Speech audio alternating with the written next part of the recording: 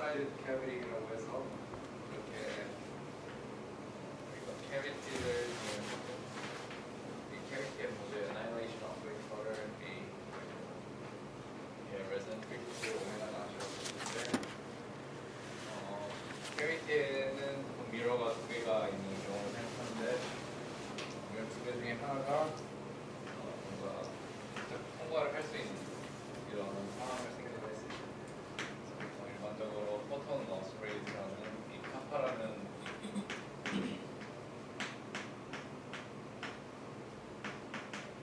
어떤 물리량을 정의를 했었는데 이렇게 했을 때 캐비티를 시스템으로 아이덴티파이하고 그리고 이 캐비티에 강자는 그게 주변의 전자기 환경으로 빠져나가게 됩니다.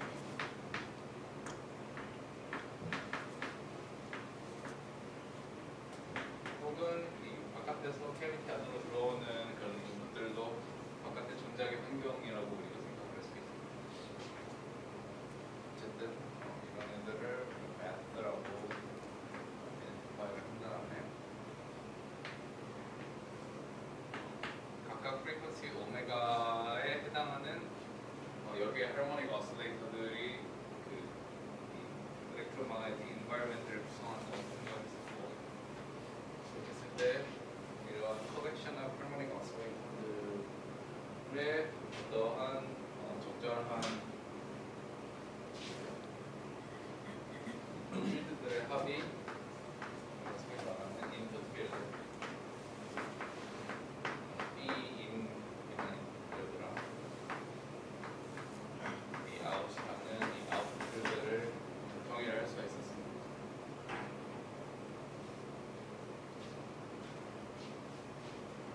그랬을 때 우리가 이거를 오랜 시간 걸려서 그리고 컴퓨테이션 릴레이션도 이랑 얘네로 하게 되고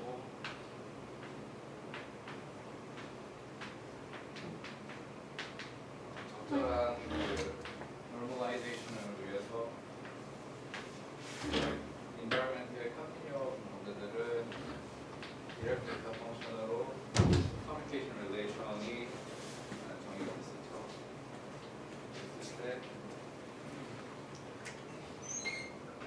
장시간 이걸 했던 거는 먼저 퀀텀 란저벤 이퀘이션이라고 하이젠버그 이퀘이션 오브 모션인데 근데 뭔가 오픈 퀀텀 시스템을 기술하는 그런 용도로 사용을 했습니다. 그래서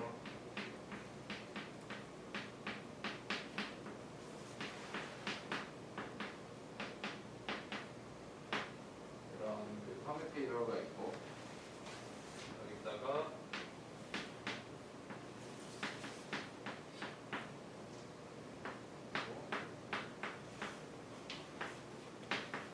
어떤 인풋 필드가 있어서 이렇게 된다는 것을 보였고요. 얘를 우리가 퀀텀 란저벤 이퀘이션이라고 불렀습니다. 그리고 추가적으로 아웃풋 필드랑 저 인풋 필드 사이에 어떤 연결고리로 타임 리버스 퀀텀 란저벤 이퀘이션을 유도함으로써 찾아낼 수가 있었는데 이 아웃풋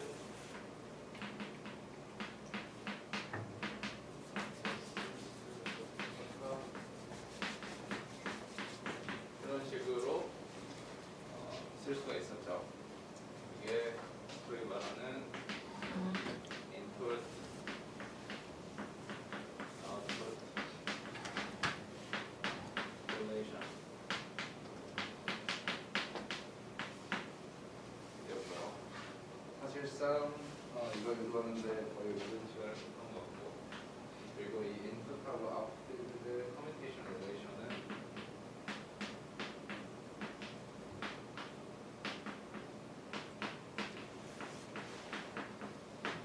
이런 식으로 쓸 수가 있는데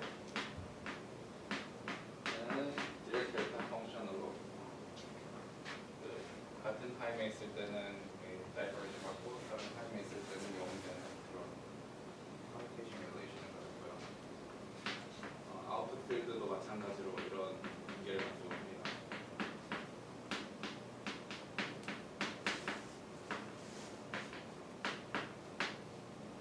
이런 것들을 배웠고, 그리고 우리가 수업이 아니라 어제 보이지는 않았지만 사실 이 퀀텀 란제벤 이퀘이션은 여기는 캐비티 오퍼레이터 A에 대해서 우리가 퀀텀 란제벤 이퀘이션을 써줬는데 이미의 시스템 오퍼레이터에 대해서 써줄 수가 있어요. 똑같이 그 하이젠버그 이퀘이션 모션 풀고 또 마르코브 어프로크시메이션 넣고 해서 풀 수가 있는데 결과만 좀 상당히 복잡해가지고 그래서 any 시스템 오퍼레이터를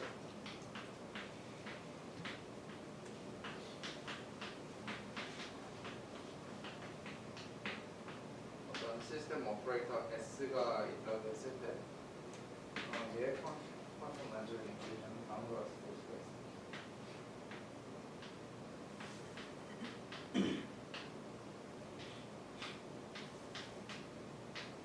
한 번 정도는 이거 해보는 거를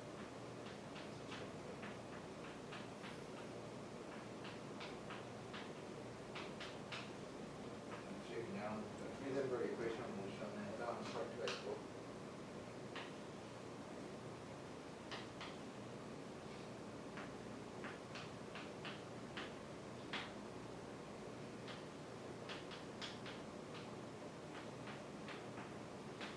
그래서 S랑 A 대결 커뮤니케이터 하기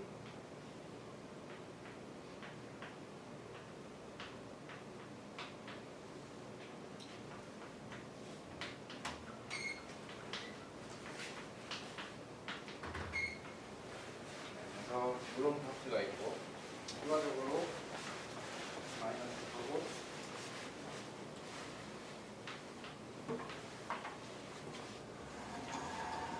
A 대결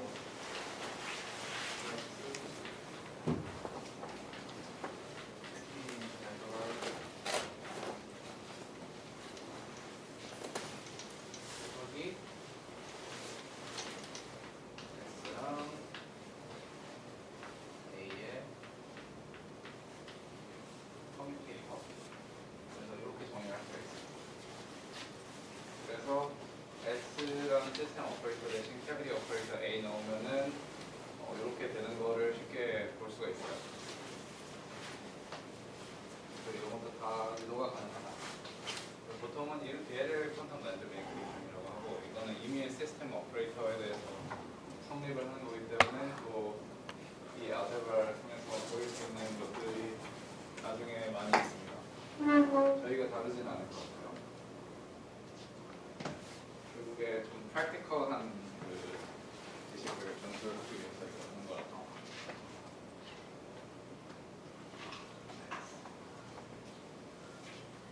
혹시 여기까지 질문이 있어요?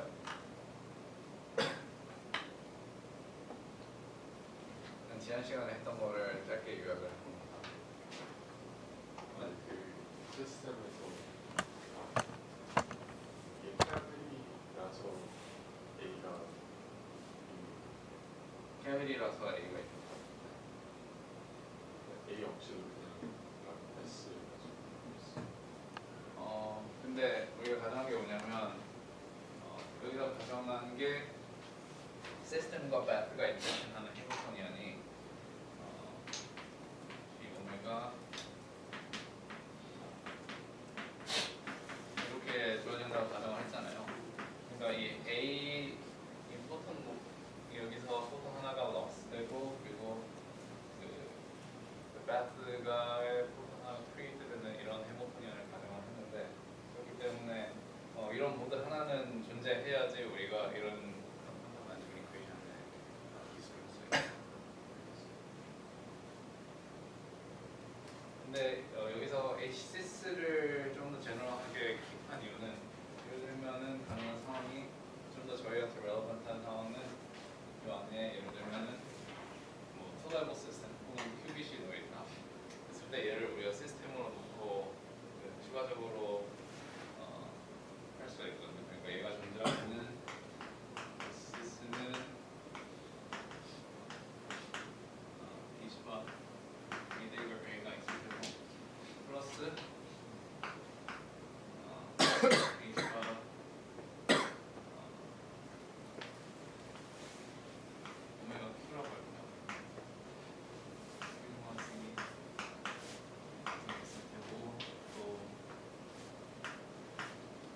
브레인스토밍에서 행복하니 이런 거 있을 텐데 HCS를 이런 데 넣으면 좀 더 non-trivial한 그 랜덤 이퀘이션의 형태가 나타나긴 하겠죠. 시그마 플러스가 제일 유명해져 있으니까 이런 가능성들을 킵하기 위해서 굉장히 귀찮지만 얘를 계속 적어주는 거죠.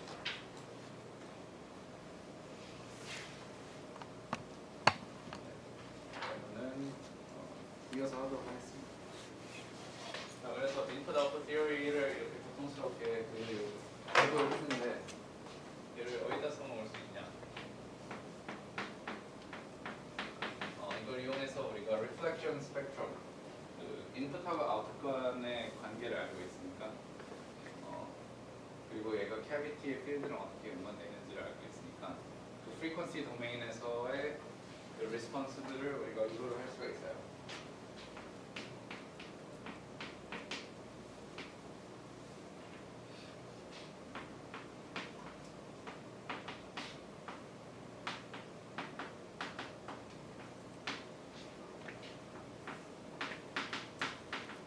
싱글-사이드 캐비티가 있을 때 이렇게 사회 reflection 스펙트럼을 구할 수 있는데 간단하게 이 시스템은 그냥 캐비티만 있다고 이렇게 가정을 하겠습니다. 이렇게 했을 때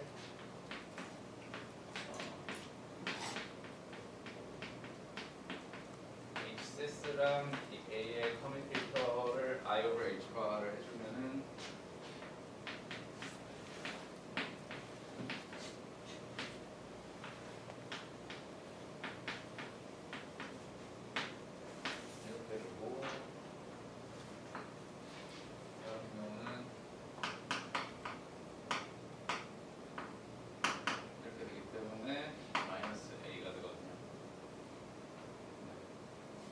이거를 딱 보면 이렇게 나오는 게 연습이 되어 있어야 돼요.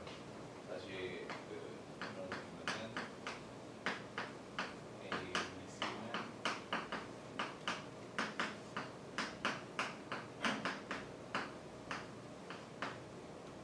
이렇게 항상 되거든요.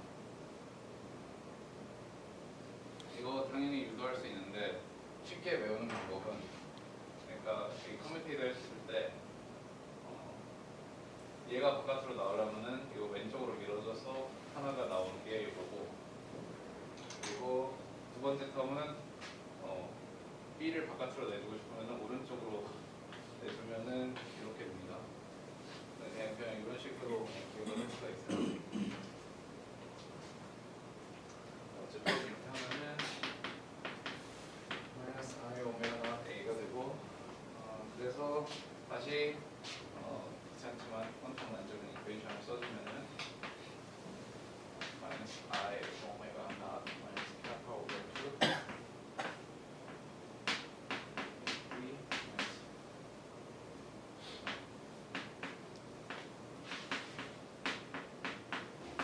이렇게 쓸 수가 있어요. 그리고 인풋 아웃풋 릴레이션 똑같고, 자 이제 우리가 reflection 스펙트럼을 생각을 해야 되는데 보통 어떤 경우를 생각하냐면 우리가 어떤 coherent한 드라이브를 외부에서 가해주는 거죠. 그래서 인풋 필드 같은 경우는 그러니까 이니셜 상태가 coherent 스테이트에 있다고 생각하는 거죠. 근데 싱글톤 드라이브를 가해주는 건데 일반적으로 우리가 그 싱글 모드 픽처에서 이 coherent state 알파라는 걸 정의했잖아요. 이거랑 다르게 얘는 예를 들면 이런 상태를 생각하는 거예요. 각각의 different frequency마다 이런 여러 개의 그 모드에 해당하는 상태들이 있는데 대부분의 상태들은 백큐에 있고, 근데 우리가 원하는 그 프리퀀시에 해당하는 상태만 coherent state 알파, 여기는 B라고 썼으니까 베타라고 했죠. 그런 frequency of interest, 그 driving frequency에 베타가 있는 이런 상태가 있다고 가정을 해주는 겁니다. 이거 되게 포멀하게 어떻게 써야 될지가 조금 애매하긴 한데 이렇게 했을 때 만약에 우리가 프리퀀시 오메가의 드라이브를 걸어줘서 캐비티 시스템을 프로브를 한다고 정했을 때 B 인풋 필드는 어떤 slowly varying part에 해당하는 그 B인을 정의할 수 있겠고 여기다가 -I 오메가 T 여기가 붙어있는 어떤 새로운 그 variable들을 정의를 할 수가 있습니다. 일종의 프레임을 다시 바꾸는 거예요. 로테이팅 프레임으로 바꿔주는 과정이라고 생각하면 돼요. 다시 반복을 하면은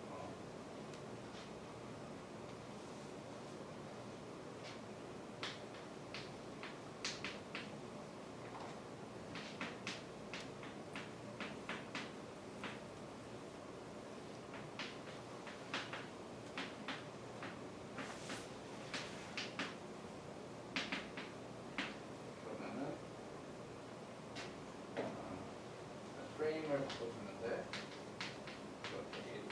A를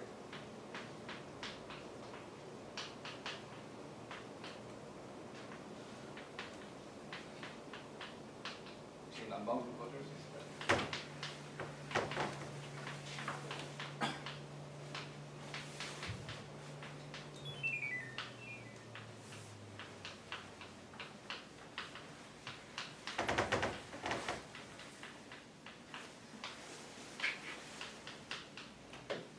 이런 식으로 slowly varying part에 해당하는 그런 새로운 오퍼레이터들을 정의할 수 있습니다. 그래서 이게 어떤 프리퀀시가 들어오고 있으면 그 프리퀀시에서 오메가만큼 빼준 그 엔벨롭에 해당하는 오퍼레이터들이라고 생각하면 돼요.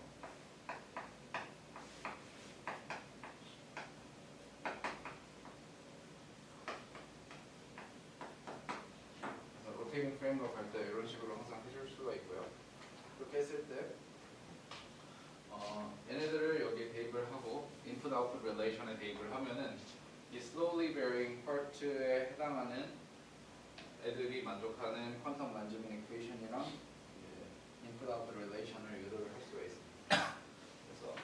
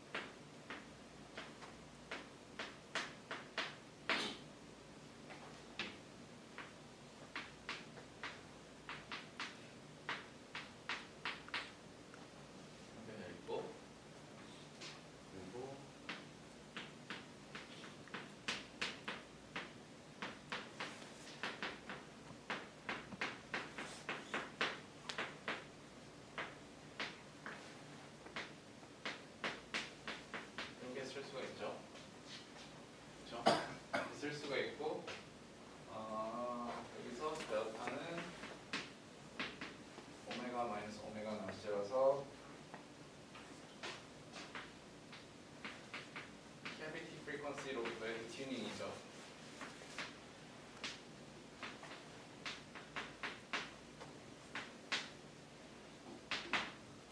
그래서 이런 식으로 써줄 수가 있습니다.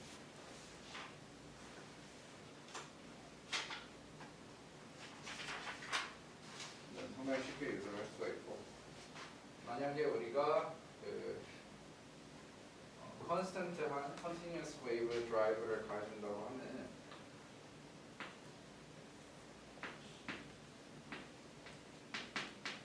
continuous wave 드라이브를 가진다고 하면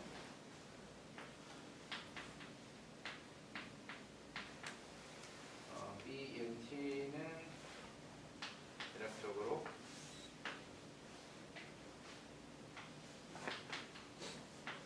이런 식으로 쓸 수가 있겠고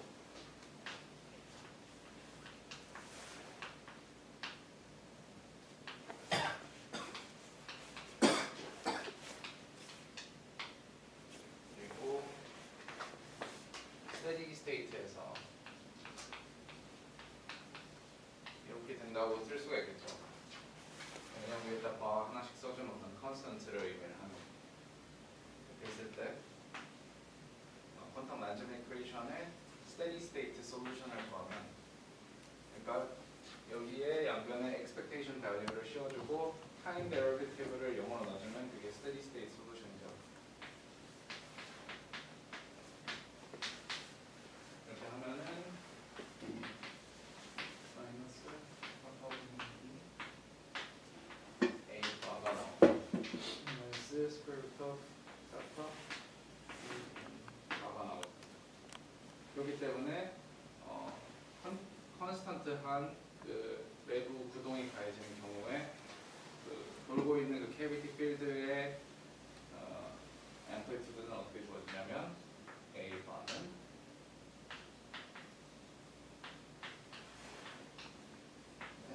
스퀘어 루트 오브 kappa 이렇게 주어지는 것을 쉽게 알 수가 있어요. 자 그러면 좀 빨리 한 것 같은데 여기까지 질문 있나요?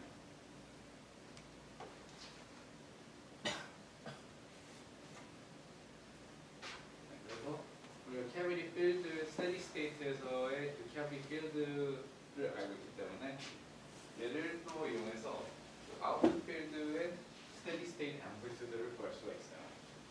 그래서 B out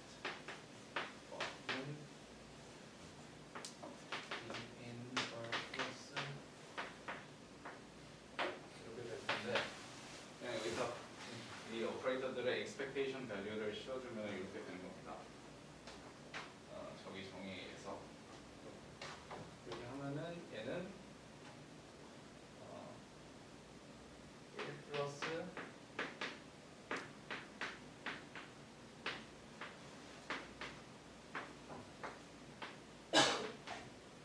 이렇게 되는 걸 볼 수가 있죠. A bar가 이렇게 주어졌기 때문에 그렇기 때문에 얘를 정의를 하면은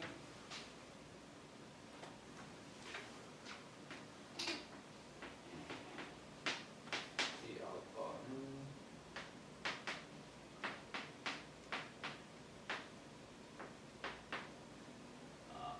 스퀘어스 카파를 곱해줘야 돼서 여기 스퀘어가 사라져야 돼.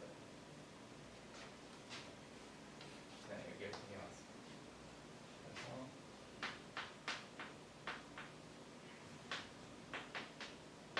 이렇게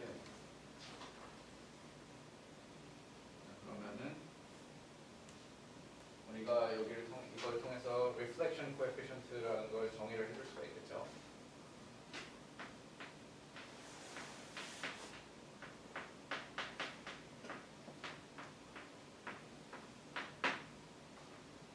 reflection coefficient는 보통 R로 쓰는데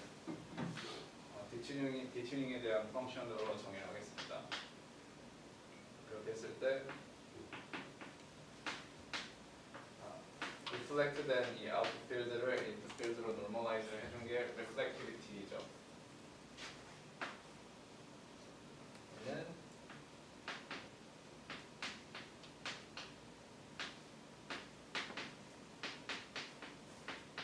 이렇게 주어지는 것을 알 수가 있고 혹은 이런 식으로도 쓸 수가 있어요.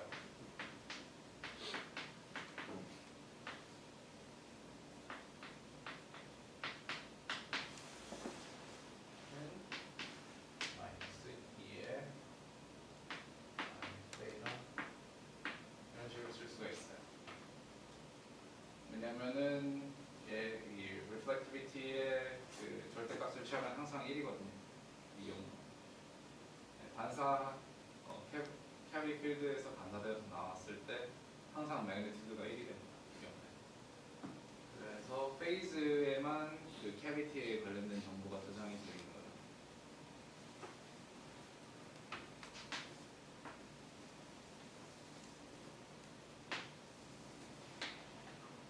네.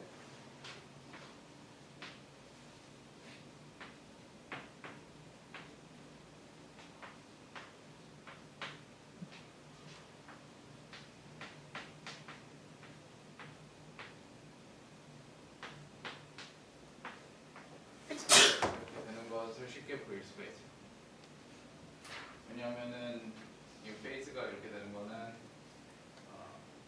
이 R 델타의 페이즈는 얘가 real part과 imaginary part일 때의 그 앵글에서 얘가 real이고 얘가 imaginary part일 때 앵글 빼준 건데 그렇게 하면은 이렇게 될 수밖에 없습니다.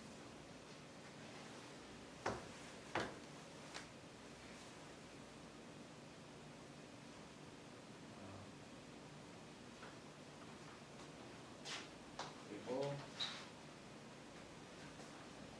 전개를 좀 하겠습니다.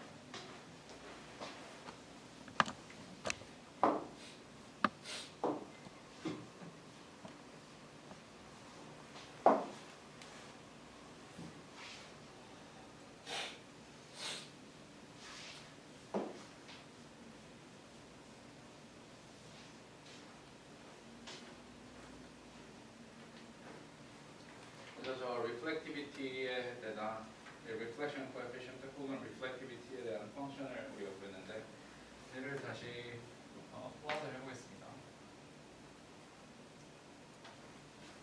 플롯을 해보면은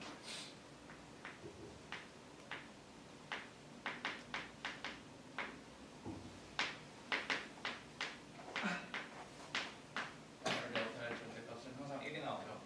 그래서 amplitude response로는 아무 정보도 알아낼 수가 없어요. 무조건 phase response로만 알아낼 수 있어요. 그래서 phase를 정해줄 건데 phase 정보는 다음과 같이 입니다.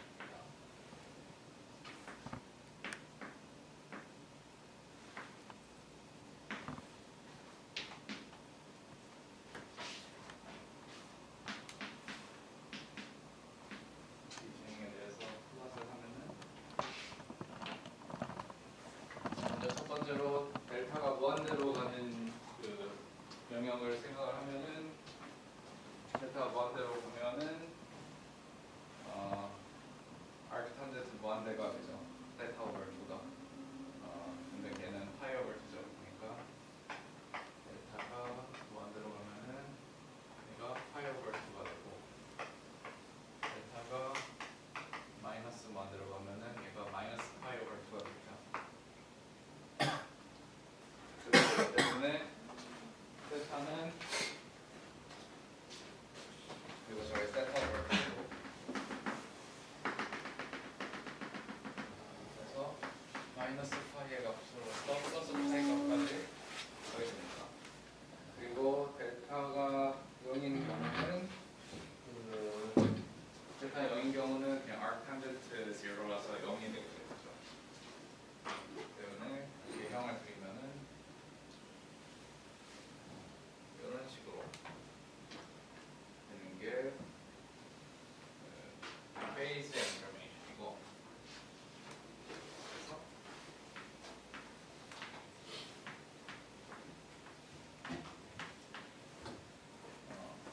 만약에 우리가 그 프로브하는 필드가 캐비의 프리퀀시랑 레센트 하다면 그러니까 델타 0이면은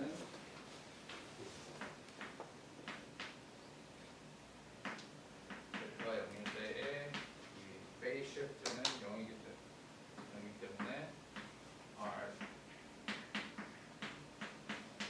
마이너스 1이 되고 그리고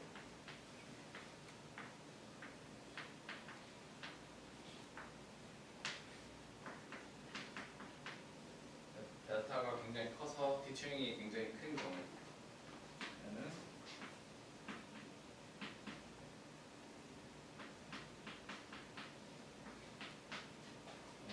플러스 마이너스 파이가 되기 때문에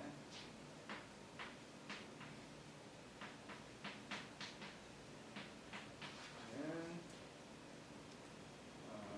1이 됩니다.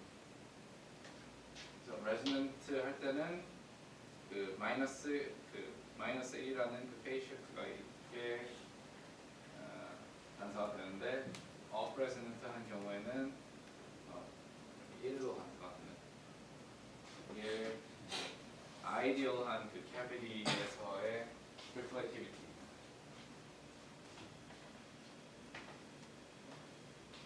네, 여기서 아이디얼하다고 얘기를 했는데 그냥 뭐 레저네이터 있을 때 반사하는 그 리플렉티비티를 관측을 하면은 사실 매그니튜드가 항상 그 일정하지 않고 실제로 이렇게 했을 때 반사되다가 레저넌스에서 막 이렇게 들어갔다가 네. 그래서 리플렉티비티가 멀리 디튜닝이 되어 있을 때는 항상 있는데 얘가 살짝 내려갔다가 가는 이런 현상이 나타나게 됩니다. 그래서 일반적인 경우는 얘가 성립이 되지 않는데 그 이유는 우리가 여기에서 고려를 해주지 않은 건 인트린식한 그 러스 채널들이 있겠죠. 그런 애들을 고려해주면은 얘도 이렇게 내려가게 되는데 아이디어한 경우는 항상 그 리플렉티비티는 1이 돼야 된다. 매그니튜드는 페이즈에만 정보가 안 되겠다. 이런 사실에 대해서 또 알고 있으면 좋습니다. 네, 질문 있어요?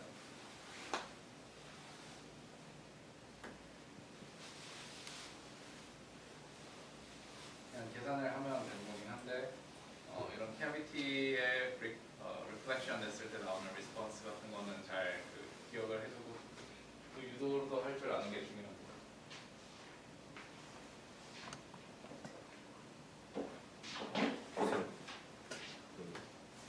인트린식 로스를 식에 집어넣으면 저 카파는 익스트린식 로스라고 생각을 한 다음에 A 앞에 붙은 2분의 카파 안에 뭐 카파 I 플러스 카파 I 이런 식으로 쓰면 되는 건가요? 네, 맞는데요. 이따 설명을 하긴 할 건데 지금 있는 카파들을 다 이렇게 익스터널한 걸로 덮어주고 그리고 여기 카파 i를 더해줘야겠죠. 인트린식한 머스가 있으니까 추가적으로 어떤 추가적인 인풋 채널, 카파 i에 해당하는 인풋 채널을 넣어줘야 되는데 얘는 항상 백큐 인풋이기 때문에 그리고 아웃풋에 대한 액세스도 우리가 갖고 있지 않은 어떤 채널을 생각하는 거거든요. 네, 이런 식으로 적어줄 수가 있습니다. 그리고 이렇게 정의된 인풋 오퍼레이터도 디렉 델타 커뮤니케이션 릴레이션 만족하도록 설정을 해주면은 포멀리즘에 문제가 없어요.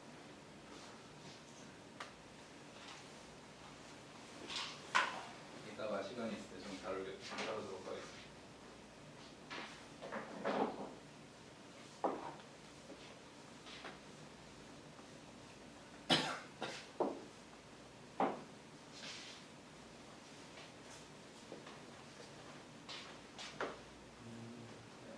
근데 보통 이렇게 인풋 아웃풋 티어리를 이용해서 유도를 하는 거는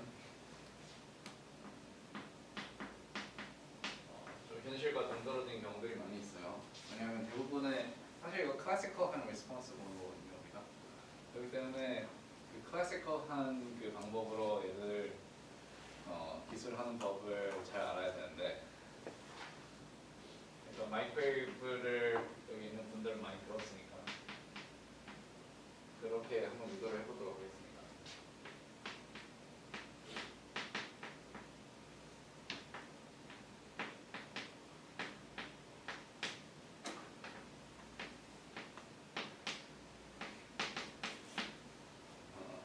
아마 이거 포잘 책의 챕터 6의 마이크로 레저네이터 스피드폰가? 마이크로 레저네이터가 있는 챕터가 있는데 그거 보면은 유도를 할 수가 있다. 정확히 이 컨디션이 나오진 않습니다, 참고로. 그래서 좀 다른 건데.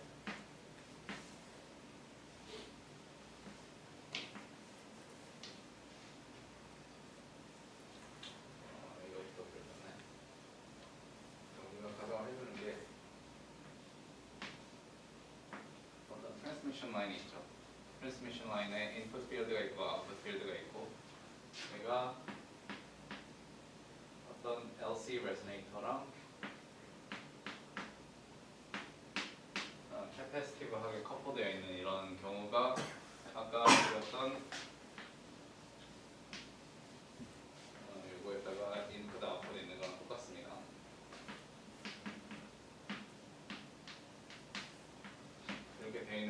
1이랑 얘랑 똑같다. 라는 얘기를 하고 싶고요.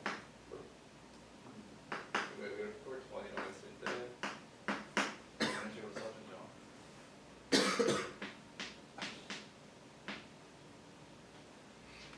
네, 그래서 트랜스미션 라인에서 forward propagating wave랑 backward propagating wave를 정의를 했을 때 이런 식으로 할 수가 있고 일반적으로 여기에 들어간 커플링 캐파시턴스를 B로 하는 게 좋을지 C로 하는 게 좋을지 모르겠지만 C로 하겠습니다. 그리고 인덕턴스를 L나 캐파시턴스를 C낫으로 했을 때 우리가 그러니까 reflectivity는 S11이거든요. 그래서 S11 어떻게 구하냐면 포트 1에서 이 안쪽으로 들여다봤을 때 인풋 임피던스가 있습니다. 그러니까 여기서부터 여기 그라운드까지의 임피던스를 구하면 되죠. 그렇게 했을 때 그 인풋 임피던스를 G in 1이라고 했을 때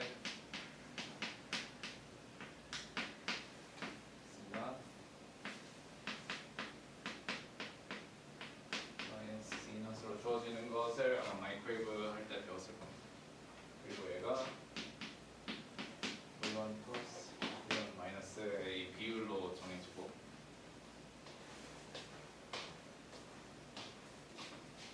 네, 그렇게 했을 때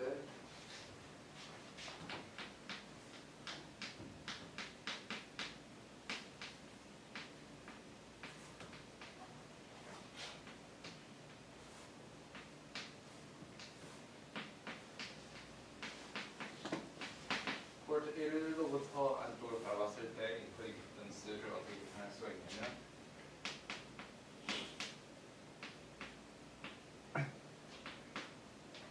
이렇게 계산할 수 있다. 결국에 또 전체를 우리가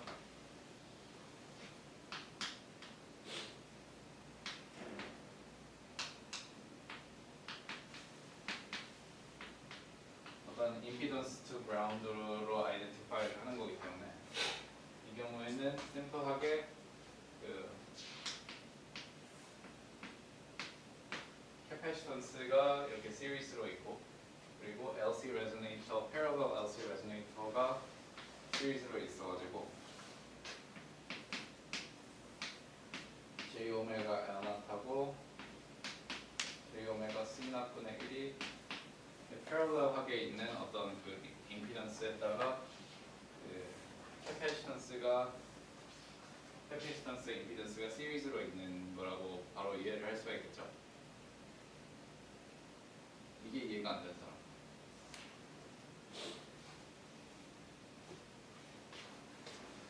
조금 이 트랜스미션 라인 때문에 헷갈릴 수가 있을 것 같은데 그냥 여기서부터 그라운드 여기서 봤을 때 그라운드로의 임피던스를 구한 거예요.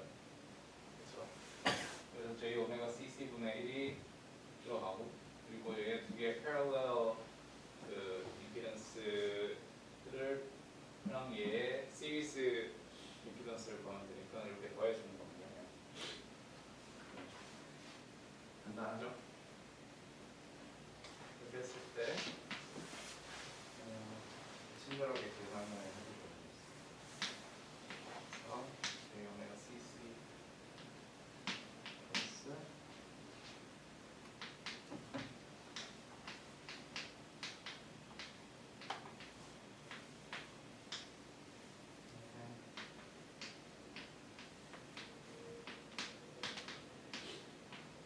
이렇게 주어지죠.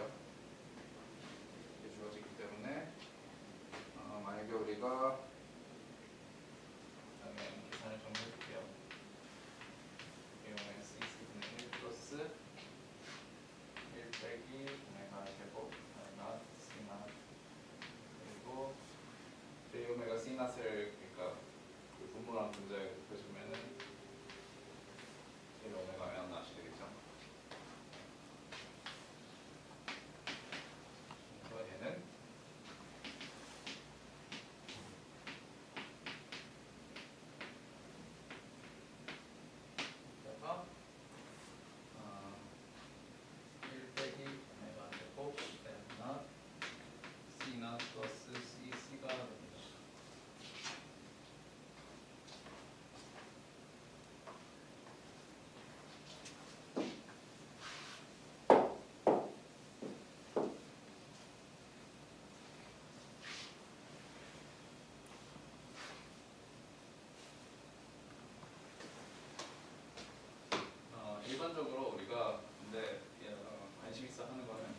특정 레저넌스 근처에서의 그 프리퀀시에 대해서 리니어한 비헤이비어거든요. 근데 우리가 그 아무래도 이 임피던스를 보면은 0점이 있고 폴이 있죠. 폴은 오메가가 1 over square root L나 C나 C일 때 발생하고, 폴이 발생할 경우는 그러니까 여기 부분이 발산해가지고 그냥 오픈인 서킷이 될 것 같고, 그리고 0는 1 over square root L naught times C naught plus CC가 되는데, 그때는 여기 임피던스 전체가 0가 돼서 이때도 그 완벽한 반사가 일어나게 되죠. 근데 오픈이 아니라 숏가 되기 때문에 그 reflection coefficient가 달라요. 그래서 오메가가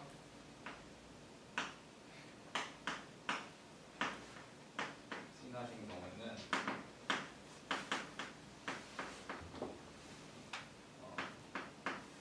C in 1이 발산을 하겠죠.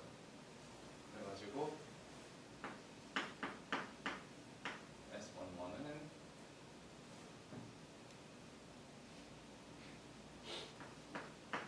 1이 되고,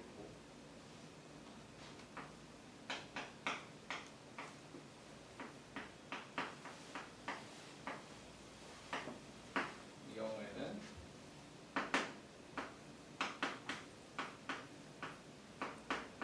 인풋 임피던스가 0이기 때문에 S11은 마이너스 이렇게 되겠죠. 일반적으로 근데 우리가 관심 있어 하는 그 적어도 아까 그 reflection coefficient 구한 게 있잖아요. input output theory에서 그걸 reproduce 하기 위해서 구해야 되는 가져야 되는 그 레선스는 얘입니다. 네, 그래서 얘를 우리가 얘를 오메가 낫이라고 정의를 했을 때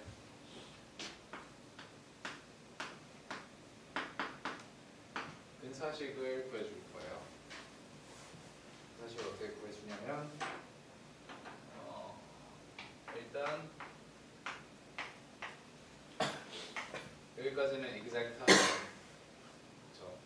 오메가 낫 제곱이 이거니까 분자는 이렇게 쓸 수 있고, 분모에 얘가 0에서 좀 멀기 때문에 그냥 여기는 분모에 있는 오메가 대신에 오메가 낫을 넣어줄 겁니다. 그렇게 하면은 K 오메가 낫 CC 1 빼기 오메가 제곱 오메가 낫 제곱 나눠놨으 이렇게 되겠죠. 그래서 얘를 계산을 해주면 됩니다. 첫 번째로 분자의 경우는 이렇게 되어 있는데, 얘는 오메가가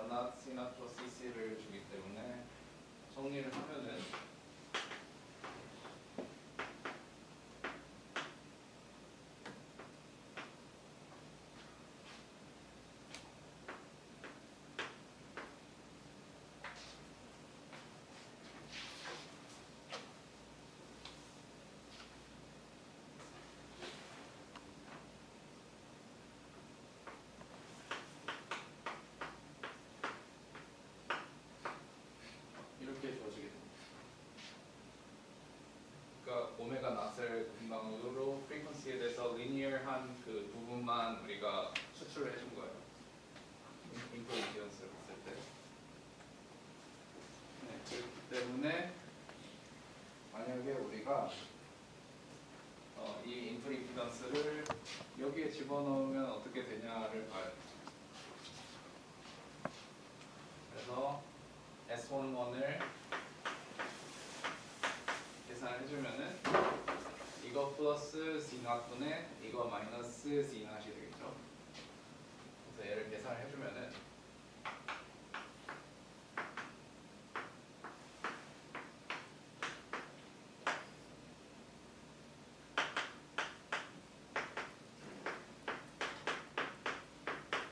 이렇게 되고 있대.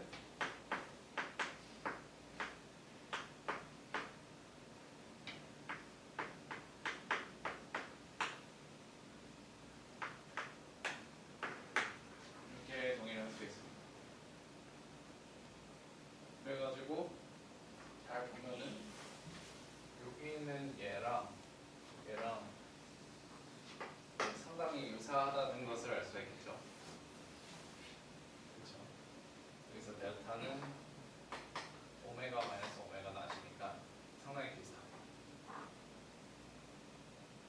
그래서 이 reflection coefficient를 그냥 classical 한 그 circuit analysis로 구하는 법도 잘 알고 있어야 돼요. network analysis로 구하는 방법을.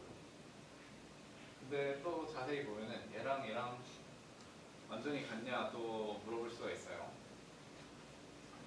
어떻게 봤을 때 같냐면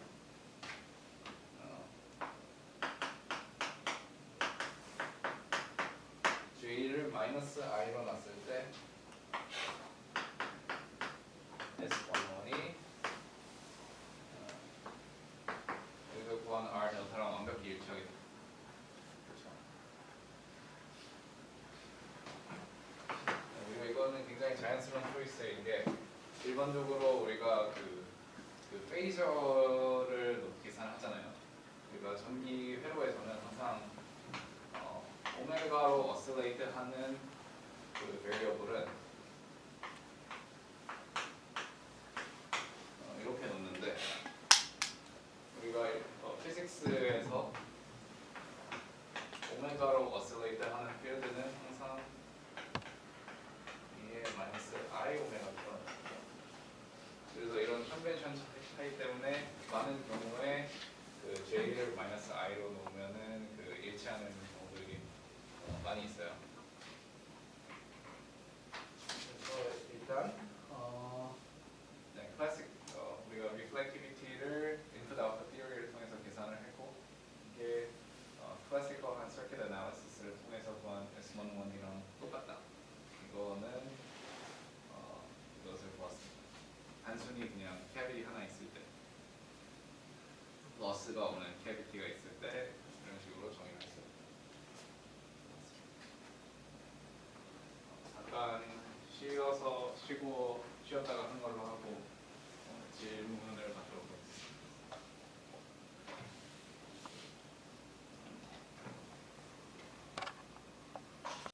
reflection coefficient를 구했는데 좀 이제 뭐 로테이팅 프레임으로 가져가고 이런 과정들이 좀 복잡하게 느껴졌을 것 같아서 일반적으로 더 많이 쓰는 방법에 대해서 설명을 드리도록 하겠습니다.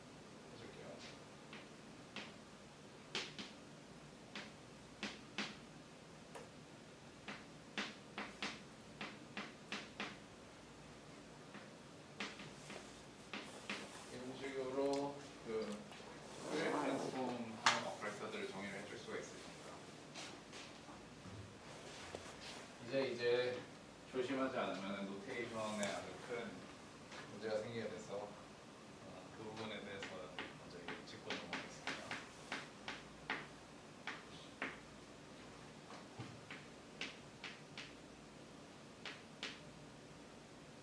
우리가 일반적으로 쓰는 이 오퍼레이터들 있잖아요. 우리가 얘 대거를 이런 식으로 썼어요. 그래서 이 ft라는 오퍼레이터에 대거를 해준 거를 이렇게 일반적으로 많이 씁니다. 그렇죠? 자, 그러면은 퓨리어 트랜스폼 된 오퍼레이터 있잖아요. 이 같은 경우는 얘 대거가 어떻게 되냐 했을 때 이 FT의 대거를 한 오퍼레이터의 퓨리어 트랜스폼을 의미하거든요. 얘는 F를 퓨리어 트랜스폼 한 거에 대거랑 다르게 됩니다. 무슨 뜻이냐면은 대거하고 퓨리어 트랜스폼 한 거랑 퓨리어 트랜스폼 하고 대거 한 거랑 결과가 다르게 나온다는 뜻이에요. 왜 그러하냐면은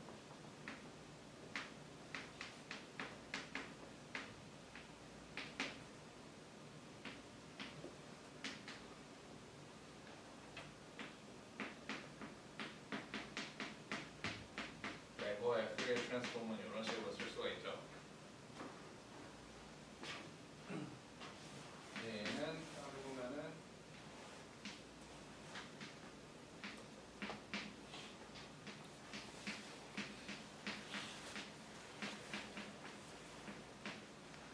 이거의 대거가 되겠죠. 근데 이거 뭐냐면은 마이너스 오메가거든요. 그렇기 때문에 얘는 F 마이너스 오메가의 대거가 되는 거라서 이게 상당히 헷갈리니까 그래서 이거 조심해야 돼요.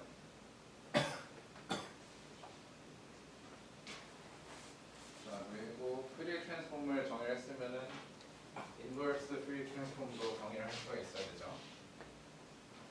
인버스 퓨리어 트랜스폼은 당연하게도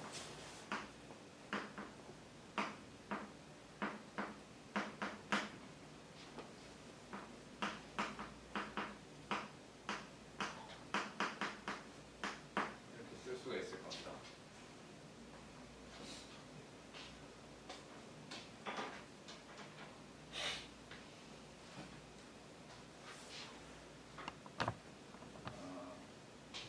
그거랑 더불어서 우리가 인버스 퓨리어 트랜스폼을 알고 있기 때문에 어떤 오퍼레이터 ft가 있을 때 타임 데리베티브 한 오퍼레이터는 퓨리어 트랜스폼이 어떻게 주어지냐를 고민을 해볼 수가 있어요. 그래서 ft에 이런 익스프레션이 있는데 얘를 시간에 대해서 미분을 해주면은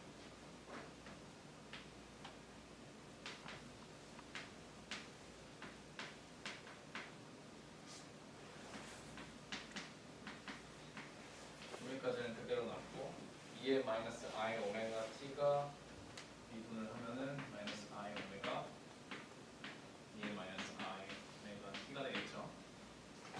그렇기 때문에 f 닷의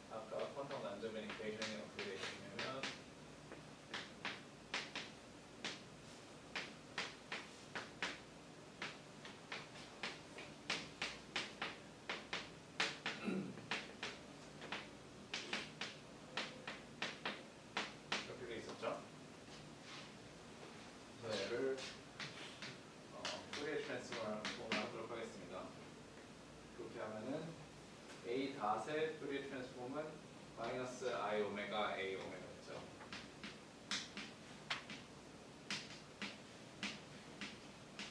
이렇게 줘가지고 얘는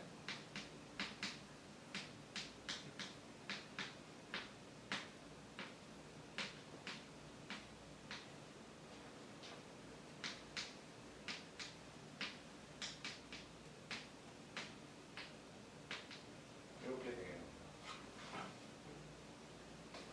그렇기 때문에 A 오메가는 여기를 여기로 옮기고 얘를 이쪽으로 옮기면은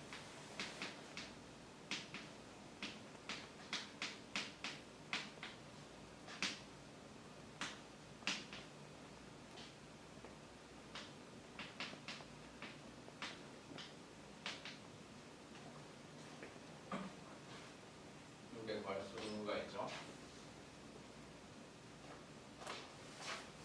그리고 인풋 아웃풋 릴레이션도 퓨리어 트랜스폼 해주면은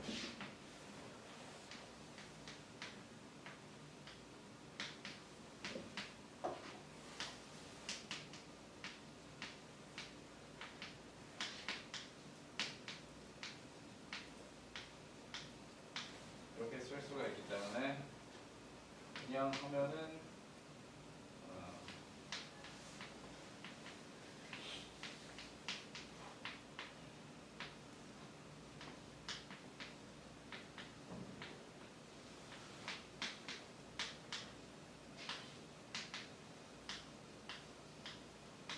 이렇게 되죠. 그래서 퓨리어 트랜스폼된 오퍼레이터들 간의 그 관계가 이렇게 쓸 수가 있는데 생각을 해보면은 얘가 바로 그 coherent drive 해줄 때 리스폰스랑 똑같거든요. 그래가지고 아웃풋 필드를 인풋 필드로 나눠주면은 당연히 아까 보였던 저 reflection coefficient가 나오게 됩니다. 그래서 퓨리어 트랜스폼 오퍼레이터를 쓰면은 좀 헷갈리는 점이 있어서 조심을 해야 되지만 계산할 때 훨씬 편하다. 그리고 퓨리어 트랜스폼된 오퍼레이터들을 쓰면은 그 코헤런트한 인풋 말고 얘네들이 오퍼레이터들 간의 관계이기 때문에 예를 들면은 여러 가지 코렐레이션 펑션들을 구할 수가 있어요. 얘네들이 나중에 그 노이즈 스펙트럼 같은 거 구할 때도 쓸 수가 있고 예를 들면은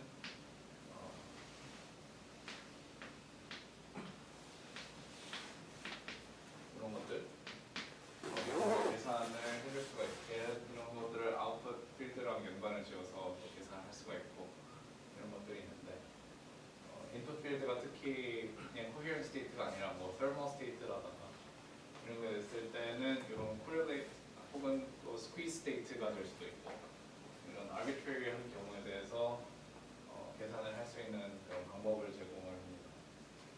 이거는 다루지는 않을 건데 중요하다는 거.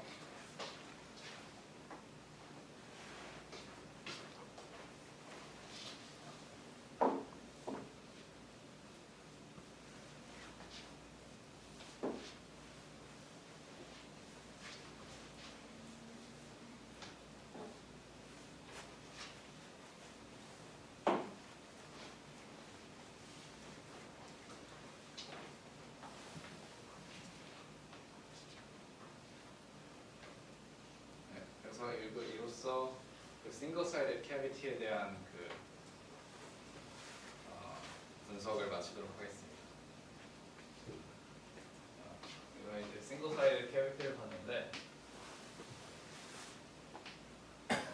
이 싱글-사이드 캐비티의 그 리설트를 제너럴라이즈 해가지고 매트가 서로 인디펜던트한 매트가 여러 개가 있는 경우에 대해서 퀀텀 만점의 이쿠에이션과 또 인풋 아웃풋 릴레이션을 각각 유도를 할 수가 있을 거예요.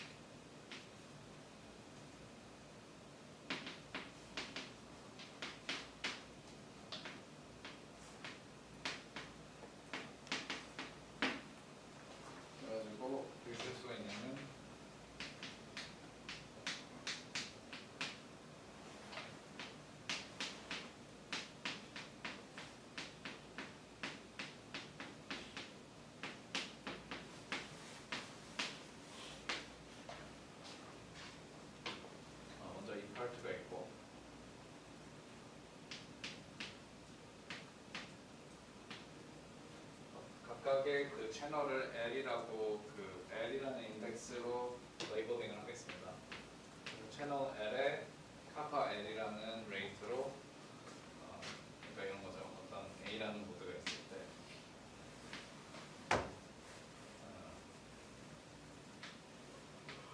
카파 1이라는 레이트로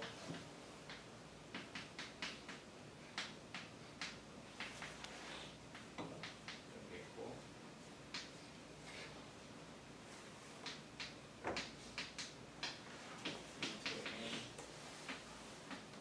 B2가 나오시고 인사의 카파 2라는 오퍼레이팅 있고 이런 식으로 여러 개의 채널이 싱글 모드의 그 인풋 아웃풋 네트워크처럼 연결되어 있는 경우를 생각했을 때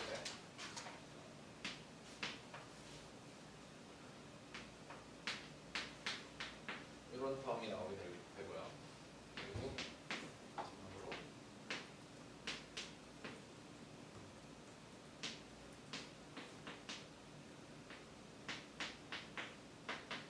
이런 식으로 쓸 수가 있을 겁니다. 그래서 이런 경우는 이 cavity의 total decay rate가 sum over kappa라고 kappa n이라고 했어야 되고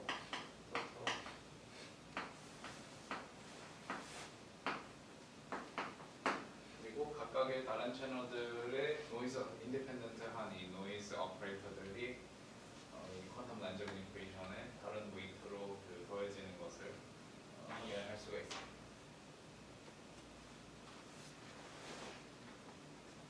그리고 인풋 아웃풋 릴레이션의 이 각각 이 채널들에 대해서 성립을 하도록 하겠죠. 그래서 BL 아웃은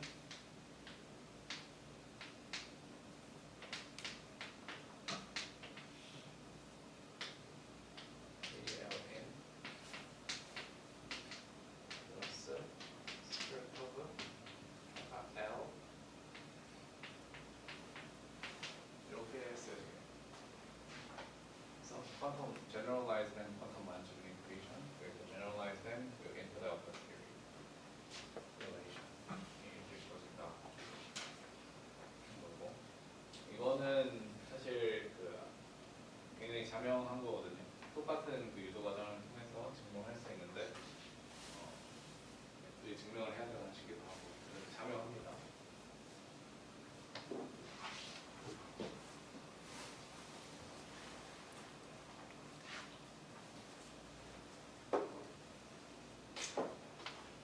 그래서 이거에 대해서 배웠으면은 싱글 사이드를 배웠으니까 두 번째 example인 더블 사이드를 볼 수가 있습니다.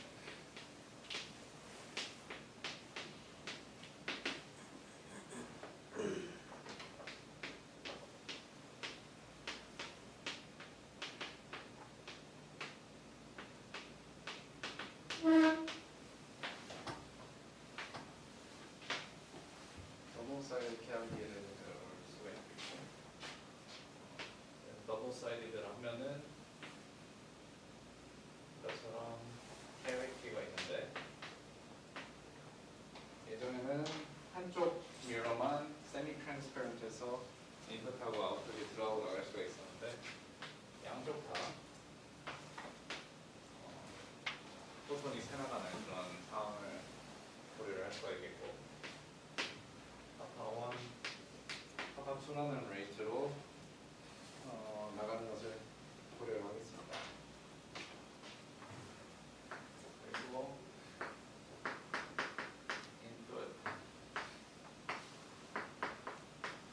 아웃풋이 왼쪽에는 이렇게 적혀 있고 오른쪽은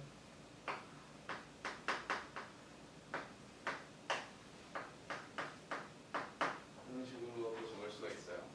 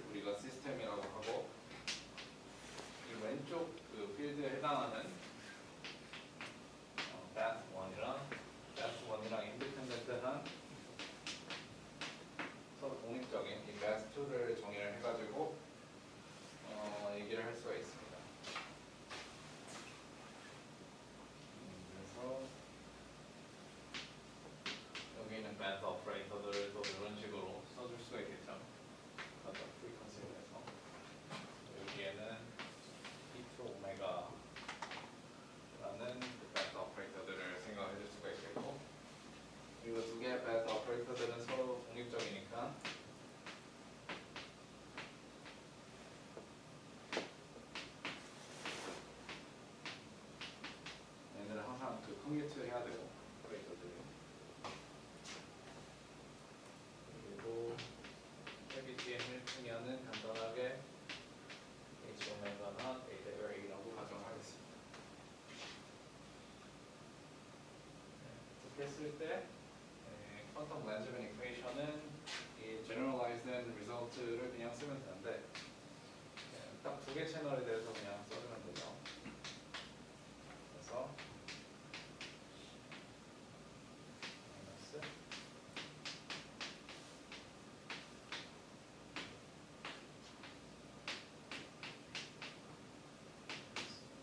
kappa 1 E1 마이너스 2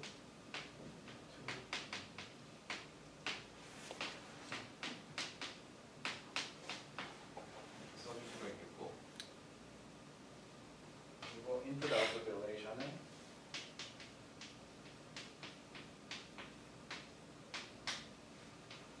E1 out은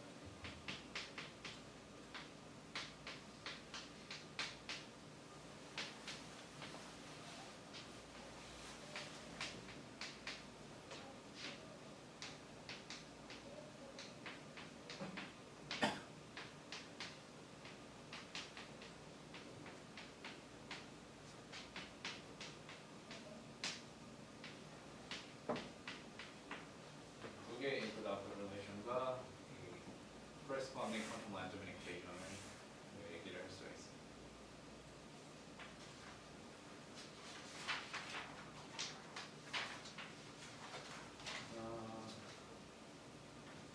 그래서 우리가 한 개 채널만 있을 때랑 두 개 채널만 있을 때랑 조금 다르게 되는데 결국에 해주고 싶은 거는 리니어한 연에서 이번에는 reflection spectrum뿐만 아니라 1로 집어넣어줬을 때 2로 나가는 그런 transmission spectrum도 구해줄 수가 있어요.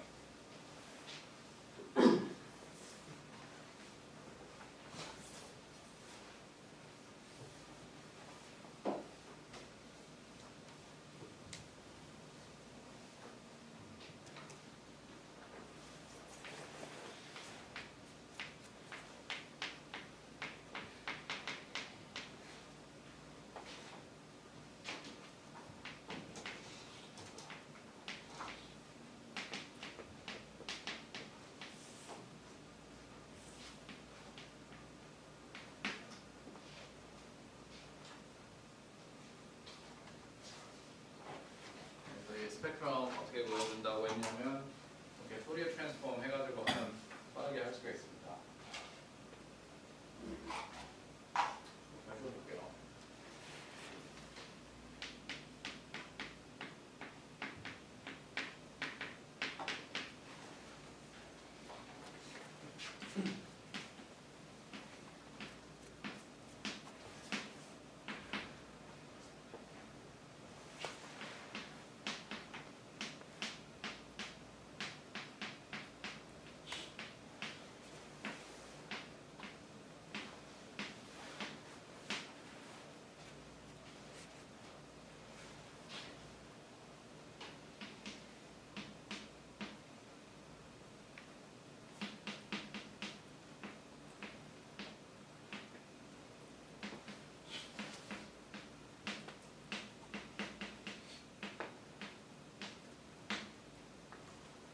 이렇게 해줄 수가 있겠고, 따라서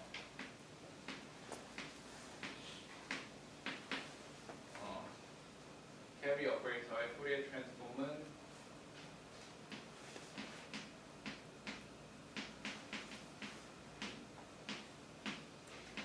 이거랑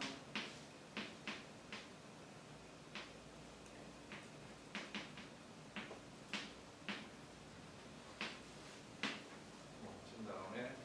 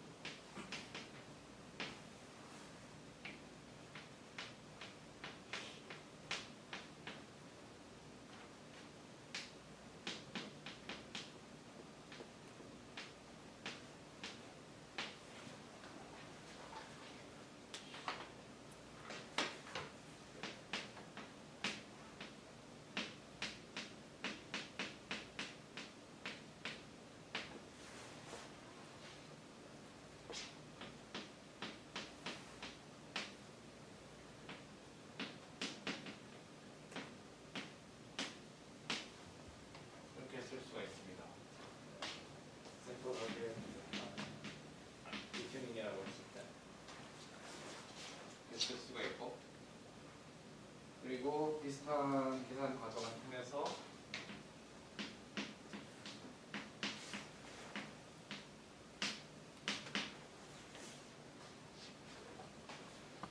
얘를 또 계산해 줄 수가 있는데 마찬가지로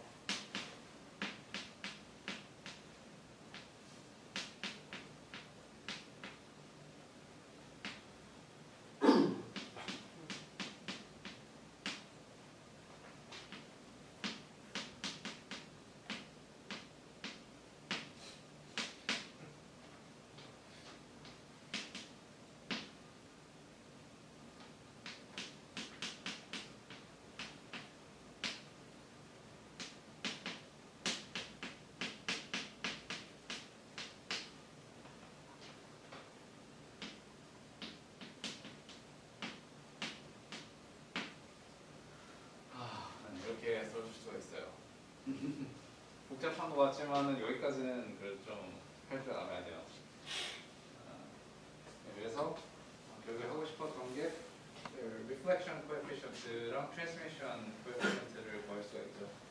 그래서 여기에서 해당하는 개수들이 사실 그 reflection이랑 transmission coefficient에 해당하는데 먼저 채널 1에서 관점에서 봤을 때 여기에 넣어줬을 때 얼마만큼 아웃풋이 되나 그 reflection coefficient를 계산해 보도록 하겠습니다. 이 폴드 관점에서는 이 바깥으로 나가는 거는 더 이상 커넥트를 하지 못하기 때문에 그 러스에 해당하는 거죠. 어느 정도.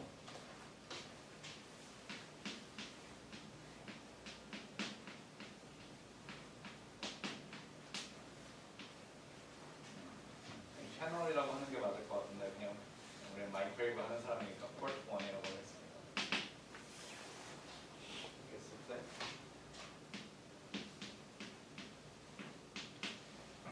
이 R11을 어떻게 보냐면은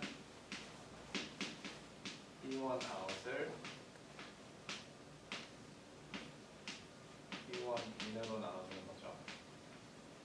그리고 언제냐면은 B2에 인풋이 없을 때의 이것을 구하는 겁니다.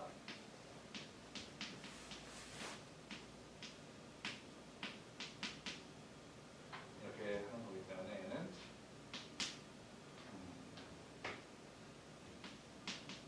딱 이 부분이죠.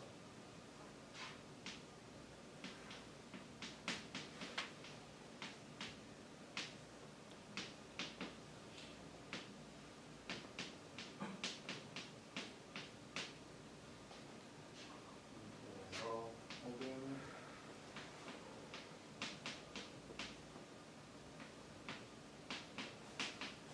이렇게 써주기도 하고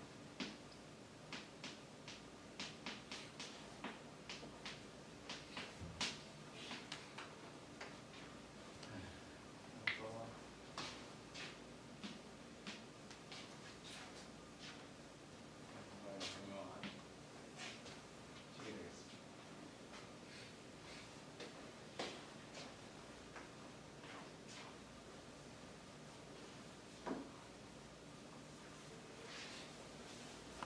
그래서 이제 reflection coefficient를 알고 있으니까 이게 그 개형에 대해서 얘기를 해야 되는데 아까는 굉장히 그 단순하게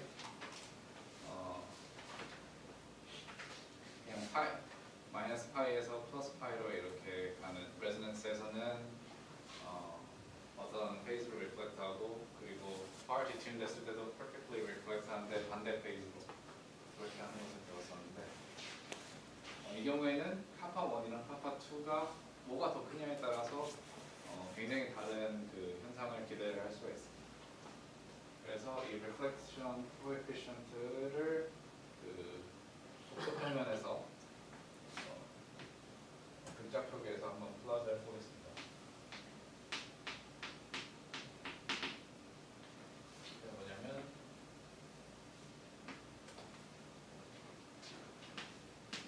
real part of 이거랑 imaginary part of R11 이거를 바탕으로 얘기를 해줘 보겠습니다.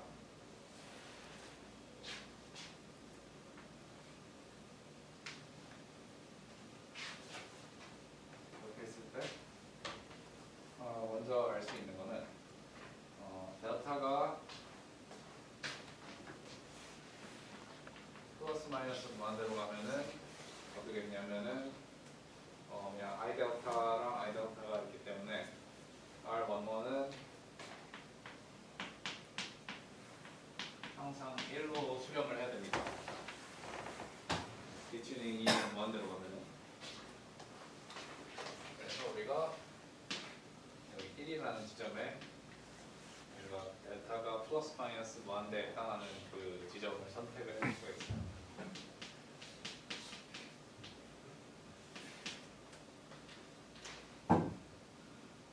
그 다음에 얘 같은 경우는 플러스를 하면은 크게 그 세 가지 경우를 얘기를 할 수가 있는데 첫 번째로 카파 1이 카파 2보다 큰 경우에 얘가 어떻게 페이스 플레이트 폴라 플러스를 갖는지 그려보도록 하겠습니다. 이렇게 했을 때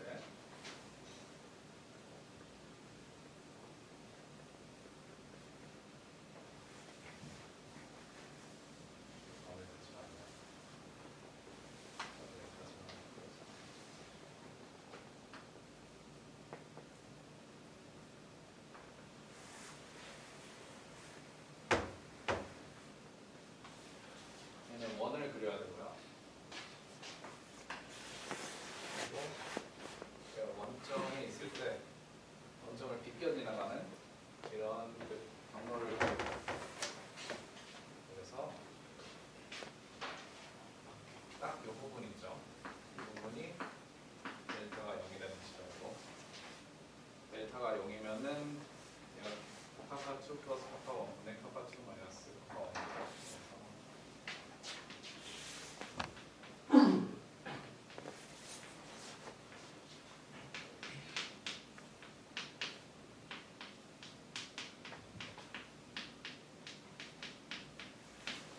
이렇게 되기 때문에 카파 1이 더 크면은 얘가 음수값을 갖고 카파 2가 더 크면은 얘가 이쪽으로 가야 되고 카파 1이랑 카파 2가 똑같으면은 여기 원점을 딱 지나가야 돼요.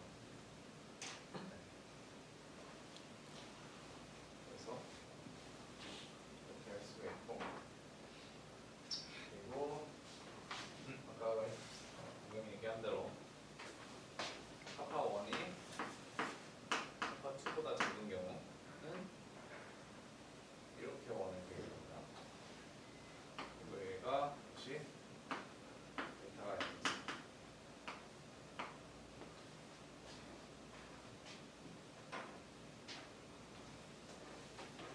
초록색이 그리고 카파 1이 카파랑 완벽히 똑같은 경우 이렇게 되겠죠. 이 원점을 잘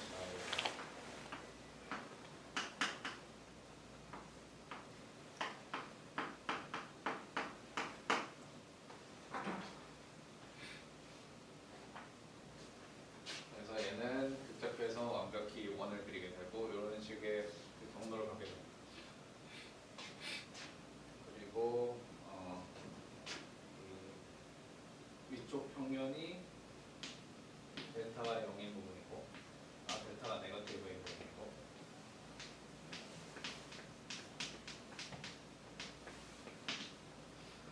lower half plane이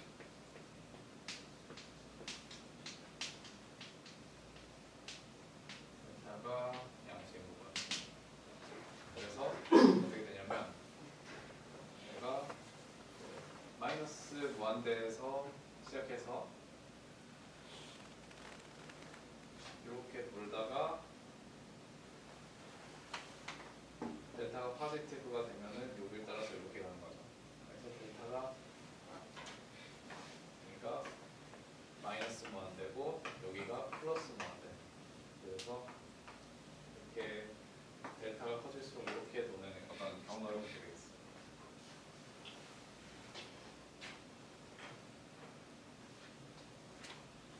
그리고 여기서 중요한 게 뭐냐면 일반적으로 포트 1 관점에서 봤을 때 포트 1으로의 커플링이 다른 커플링보다 훨씬 큰 경우에는 이렇게 돌게 되죠. 이 경우는 우리가 over coupled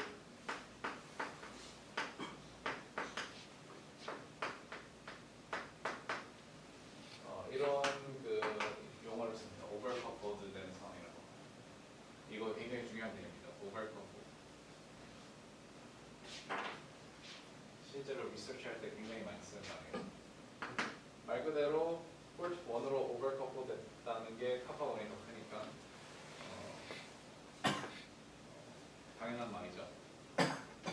반대로 카파 1이 다른 그 채널의 커플링보다 작은 경우는 언더 커플이라고 합니다.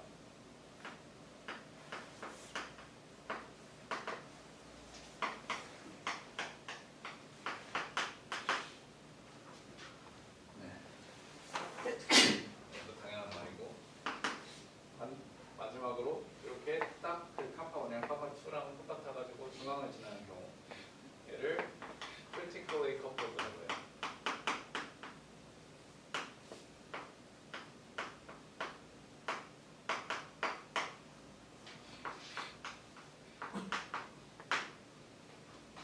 그래서 이렇게 세 가지가 있어요. 이 각각의 경우에 대해서 우리가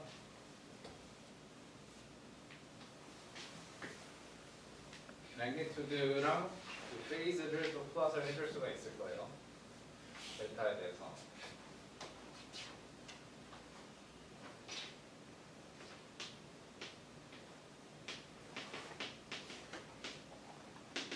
자, 매그니튜드를 먼저 구해줘 보겠습니다. 그래서 이 R11이 이렇게 주어져 있는데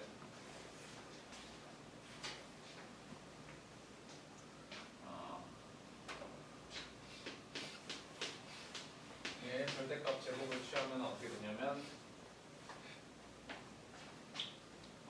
분모는 델타 제곱 플러스 카파 1 플러스 카파 2 이렇게 되고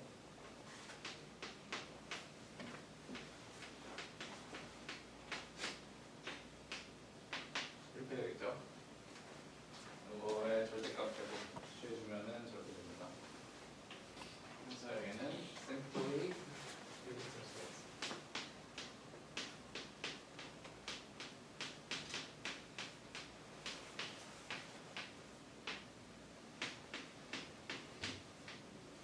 이렇게 쓸 수가 있어요. 그래서 로렌치안 라인 쉐입 델타 제곱 플러스 분모의 델타 제곱 플러스 something 제곱이는 로렌치안 라인 쉐입을 갖고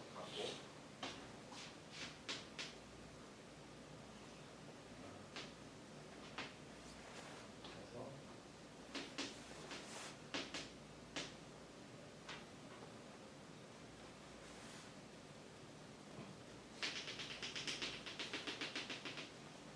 이건 1이고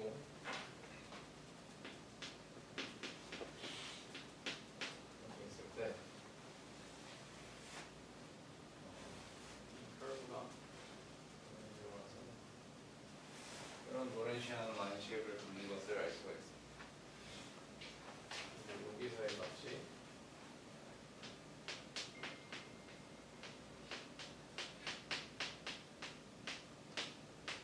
이렇게 주어지고 그리고 여기 부분에 line width 있잖아요. 그래서 full width, half max line width는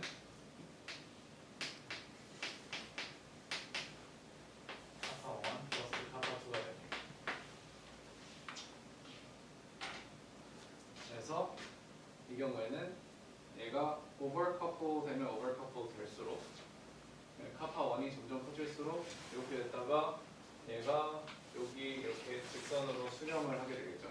카파 1이 커지면 커질수록 깊이가 줄어들게 되겠죠. 근데 그러다가 카파 1이 감소해가지고 카파 2랑 일치하면은 얘가 critically coupled 되는데 그러면 원점을 이렇게 지나게 될 겁니다. 그러다가 카파 1이 더 감소해서 under coupled 되면 얘가 또 다시 이렇게 올라오게 돼요. 그래서 이런 식의 개형을 매그니튜드만 봤을 때는 얘가 딱 이거 봤을 때 오버커플 됐는지 언더커플 됐는지 알 수가 없습니다. 왜냐하면 크기는 이거의 차이의 제곱에 의해서 결정이 되기 때문에 이게 언더커플 됐는지 오버커플 됐는지 보려면 페이즈를 봐야 돼요.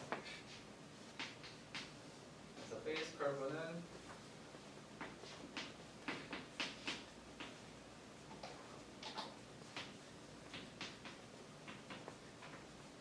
저거랑 같은 색깔로 칠을 하겠습니다. 어떻게 보면 되냐면 델타가 마이너스 무한대에 있다가 이렇게 오게 되겠죠. 그러면은 이 지점에 있을 때 이 지점에서의 페이스가 어떻게 되나요?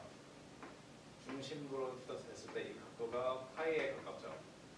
그래서 얘가 파이가 됐다가 여기를 넘어오게 되면서 마이너스 파이로 점프가 일어나게 됩니다.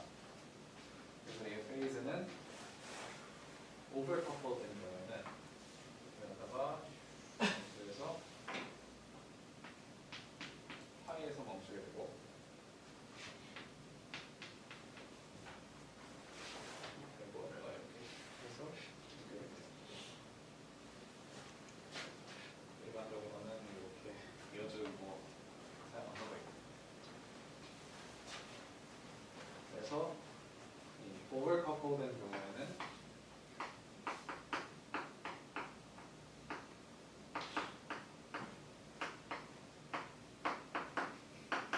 레저넌스를 중심으로 2파이만큼의 페이스 점프가 일어나는 경우가 오버커플 됩니다. 언더커플 된 경우는 어떻게 될까요? 여기 중심으로부터 여기 각도로 쟀을 때 여기도 0도고 여기 밑에도 0도죠. 여기서부터 이 앵글, 폴라 앵글을 쟀을 때 그렇기 때문에 얘는 이런 식으로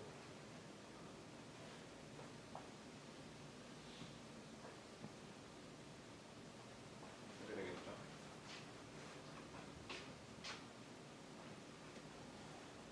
그래서 언더커플 된 경우는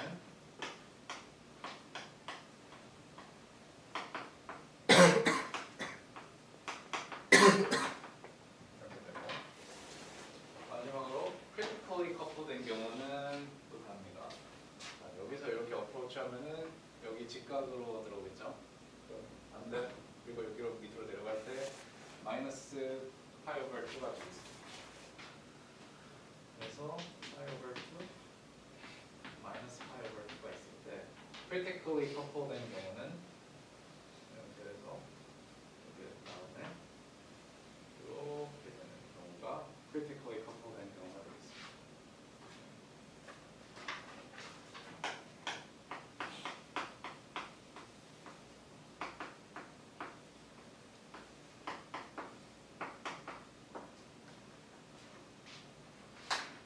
그래서 이런 식으로 얘기를 해줄 수가 있어요.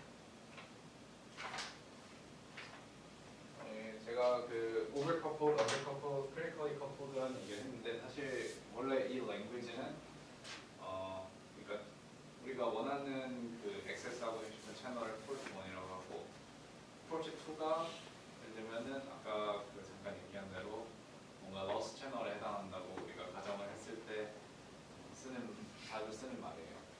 그래가지고 우리가 포르트 1을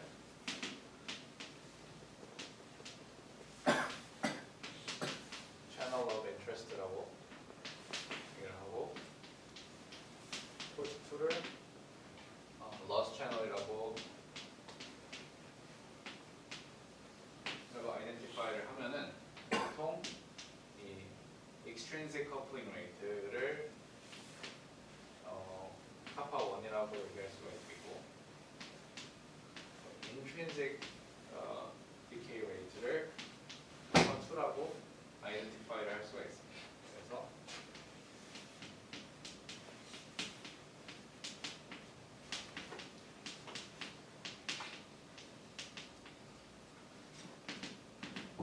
extrinsic kappa랑 intrinsic kappa를 이렇게 아이덴티파이를 할 수 있고요. 그래서 일반적으로 얘기하는 오버커플드는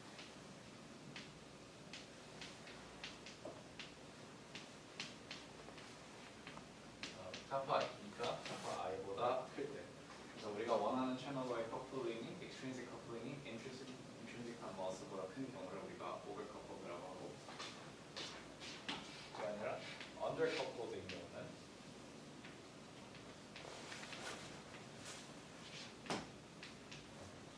extrinsic한 커플링이 intrinsic 커플링보다 낮은 경우를 의미를 하고요.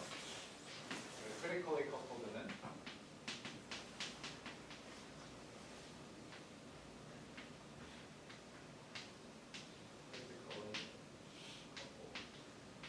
두 개의 웨이트가 일치하는 경우. 그래서 이 경우에 페이스 점프가 이렇게 되는 것을 잘 기억을 해두면 좋습니다. 네. 네. 그래서 이 랭귀지를 잘 이해를 하고 연구할 때 활용하는 게 굉장히 중요하고요. 마지막으로 그래서 reflection spectrum에 double-sided cavity가 있을 때 reflection spectrum에 대해서 알아봤고, 이거를 single-sided coupling인데 밖으로 loss가 있는 거랑 같은 problem이라고 얘기를 해서 우리가 undercoupled, overcoupled, critically coupled인 경우에 대해서 얘기를 했습니다.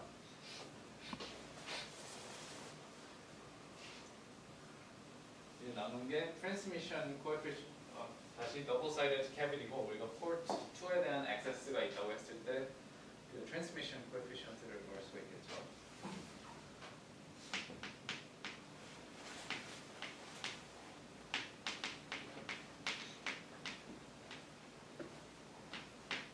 그래서 port 1으로 넣어주고 port 2에서 나오는 시그널을 우리가 transmission coefficient라고 얘기를 했을 때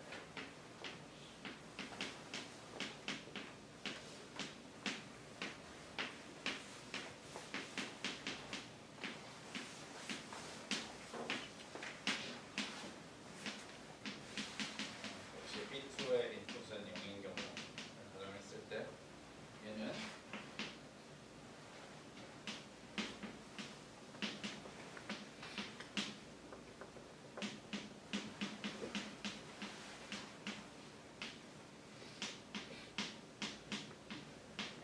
이렇게 주어지게 됩니다. 여기 있는 식에 의해서. 그렇기 때문에 transmission coefficient는 사실 카파 1이 더 크냐 카파 2가 더 크냐에 대해서 크게 정보를 알려주진 않아요. 그냥 통과해서 나온 애들이기 때문에. 그리고 magnitude를 보면은 이게 total line width가 카파 1 플러스 카파 2고, 그리고 그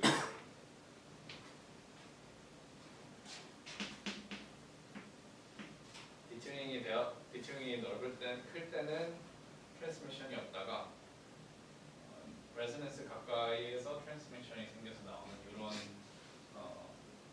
트랜스미션 커브를 봤습니다. 매그네슘 봤을 때. 그리고 여기에 full width, half length line width.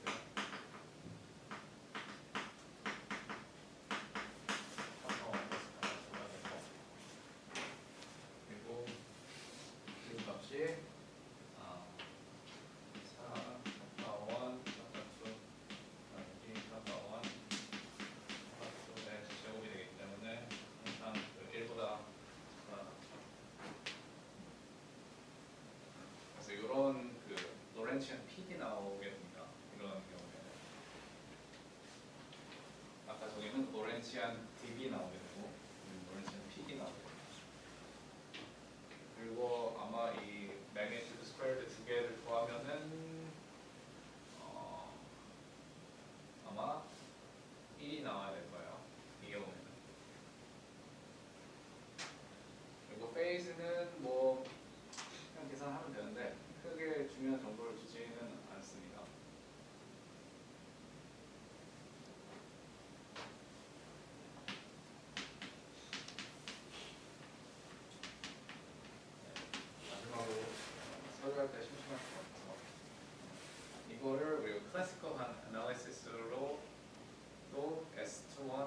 뭐 이런 것들을 계산을 할 수가 있겠죠.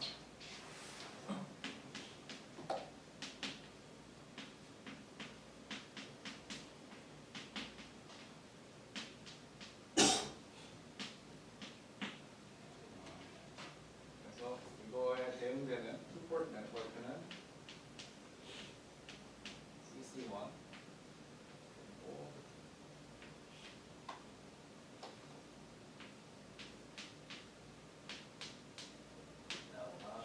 빈나신 이런 레즈네이터가 있고 CC2가 있고 포트 1, 포트 2가 이렇게 있을 때 S11, S1 그러면 이게 똑같이 나오는데 또 확인하는 게 중요한 엑서사이즈가 되겠습니다. 이거 한번 해보면 좋을 것 같고 원래 오늘 추가적으로 하고 싶은 게 그 더블 사이드 그 캐비티의 경우도 당연히 그 많이 쓰는 경우긴 한데 또 많이 쓰는 경우가 있어요. 그 웨이브 가이드 커플드라고 해가지고 말 그대로 그 트랜스미션 라인이 이렇게 있는데 여기다 레소네이터가 막 그냥 이렇게 커플되고 양쪽으로 다 디케이를 할 수 있는 이런 시나리오가 있어요. 이런 애들을 웨이브 가이드 커플드라고 하는데 이 경우에 대해서 분석하는 거는 살짝 다릅니다. 이거는 다음 시간에 보면 좋을 것 같아요. 그래서 굉장히 그 수학이 좀 양이 많을 텐데 한번 직접 공부를